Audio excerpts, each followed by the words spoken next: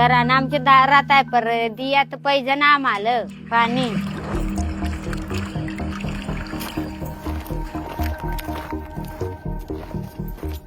सरकारला आम्ही सांगतो का आम्हाला पाणी रस्ता आमची सोय कर, तर सरकारही नाही मनाव घालत. इथलं पाणी कुठे जातं? मुंबईला. तरी आम्हाला पाणी नाही भेटत. मुंबईला पाणी पुरवठा करणाऱ्या वैतरणा धरणाजवळच्या दापूरमाळ गावाची ही शोकांतिका आहे. मुंबईपासून जवळपास 120 किलोमीटरचा प्रवास करून आम्ही पोहोचलोय शहापूरमधल्या विहीगाव या ठिकाणी. आम्हाला खरं तर जायचंय दापूरमाळ या गावी, पण आम्ही इथे पोहोचलो तेव्हा या गावकऱ्यांचा संघर्ष खरं तर कुठून सुरू होतो तर रस्ताही नाहीये आणि इथून पुढे जंगलातून या खडकांमधूनच पायवाट जी आहे ती मागे सारत आम्ही दापूरमाळला पोहोचतोय.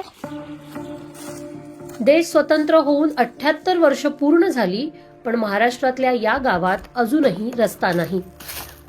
जवळपास 3 किलोमीटरचा खडकाळ डोंगराळ चढ आणि तीच या गावात जाण्यासाठी एकमेव वाट आहे. इथून कोणतंही वाहन नाही जाऊ शकत, दुचाकी वाहनही नाही आणि चारचाकी वाहनही नाही, सायकल सुद्धा नाही जाऊ शकत. किती वर्षांपासून हीच परिस्थिती आता आहे? हे लय वर्षापासून म्हणजे आमच्या आडीवडिलापासून असे रस्त्याने चालतो आम्ही. असेच हा, म्हणजे लहान मुलं पण असेच रस्त्याने चालतात. व गरोदर बायका त्यांना गरोदर बायका जर झाल्या तर वारशाला डोळे बांधून न्यावं लागतं आम्हाला. तळपत्या उन्हात जवळपास 11-11:30 वाजता आम्ही गावात पोहोचलो. तब्बल 1.5 तासांचा वेळ या संपूर्ण प्रवासासाठी लागला. एक अख्खा डोंगर आम्ही चढलोय, डोंगरावर आता पोहोचलोय. हे आहे दापूरमाळ गाव. जवळपास 350 लोक या ठिकाणी 2 वेगवेगळ्या पाड्यांमध्ये राहतात, पण इथं पाईपलाईन पोहोचलेली नाही. इथं एक पाईप दिसतीये पण त्याचं कनेक्शन कुठेही दिसत नाहीये. नळ नाहीत आणि रस्ता नाही, त्यामुळे पाण्याचा टँकर पण इथे पोहोचू शकत नाही. या गावावरून खाली जर आपण पाहिलं तर वैतरणा धरण दिसतं. दापूरमाळमध्ये एक विहीर आहे, पण आता इथलं पाणी पूर्ण आटलंय.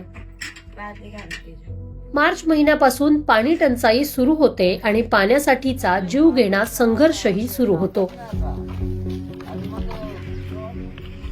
गावातून दिसणारं धरणाचं पाणी भरून आणण्यासाठी गावकरी रोज जवळपास 4 किलोमीटरचा उभा डोंगर सर करतात. पायात झिजलेली चप्पल, दगड आणि मोठ्या खडकांची पायवाट. तोल जाणारी वळणं पार करत अक्षरशः जीव मुठीत घेऊन ते प्रवास करतात. साधारण तासाभराच्या वेळेत आम्हीही त्यांच्यासोबत डोंगराच्या पायथ्याशी पोहोचलो.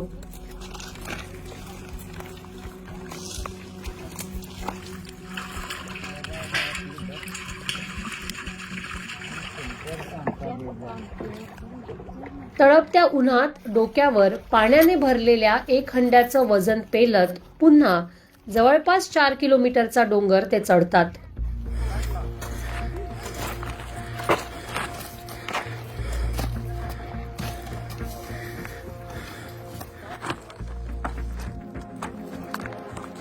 हा चढ इतका कठीण आहे की कधीही तोल जाऊ शकतो. त्यासाठी काठीचा आधारही बिनभरवशाचा आहे.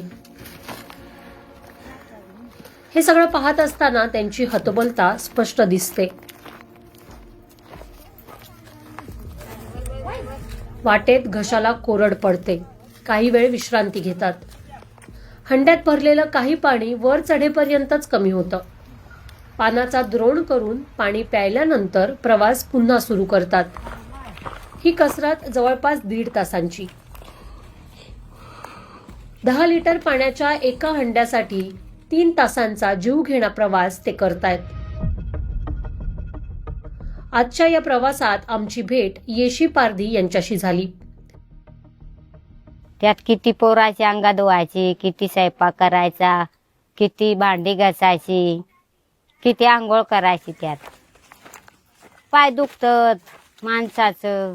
आता आमची गाई पर खाली सात पाणीच नाही येडत गाईला कुक मग पुफत कशा तरी सडत्यात नाही काय करते येड. आम्ही म्हातारी होता आलो, आमची पोरं सोरं पर म्हातारी होता आले, तरी काय पाण्याचा नाही ठेक लागत का रस्त्याचा नाही. मनदानवाले येतं ते सांगतात देऊन मनदान करा आम्हाला देऊन. आम्ही द्यायची मनदाना, मग मनदान दिला का झालं. ही 25शीतली आदिवासी मुलगी श्रावणी पारधी. तिने सांगितलं की ती कधीही शाळेत गेली नाही.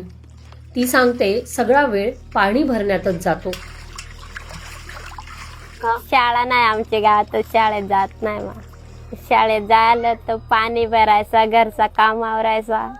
तर बाहेरच्या गावात रस्ता नाही आम्हाला जायला. इथले मुली शिकल्याच नाही कोणीच. इथं कोणी जास्त दिवस बाहेरचं राहत नाही, आमच्याकडे पाणीच नाही. त्याच्यामुळे दिवसाचं काम काही सगळं पाण्यावारीच जात ना. संगीता आणि चंद्रिका पारधी या दोघी जणी लग्न होऊन या गावात आल्या. अगदी गरोदरपणातही त्यांना हा संघर्ष चुकलेला नाही. रस्ता नसल्याने डिलिव्हरीसाठी झोळीतून त्यांना रुग्णालयात जावं लागलं असं त्यांनी सांगितलं. संगीता यांचं तर 6 जणांचं कुटुंब. 1 हंडा पाणी त्यांना कसं पुरणार. उलाचा स्वयंपाक आलं, उलाचा पी आलंय. मग त्यावेळेस मग ako संध्याकाळचे एक खेप जायला डोंगराकडे कळण जायला लागत ना, मग भीती वाटते. पेट भरताने अशी पेट लई वाईट वाटाय.